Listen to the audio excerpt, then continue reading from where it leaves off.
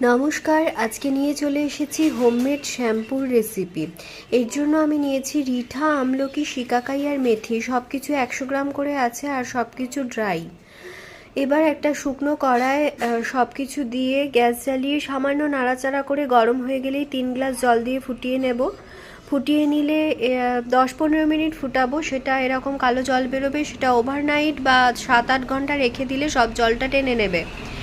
এবার মিক্সার গ্রাইন্ডারে দিয়ে পেস্ট করে নিলে এরকম থিক পেস্ট হবে। সেটা গ্যাস জ্বালিয়ে কড়ায় ওই থিক পেস্টটা দিয়ে 4 গ্লাস মতো জল দিয়ে ভালো করে গুলে মেল্ট করে নিতে হবে। আর সামান্য গরম হলেই গ্যাস অফ করে দিতে হবে, ফুটানোর কোনো দরকার নেই। এবার একটা বড় পাত্রে একটা পরিষ্কার ন্যাকড়া বা রুমাল রেখে সেটা সাবধানে ছেঁকে নিলেই রেডি হোমমেড শ্যাম্পু।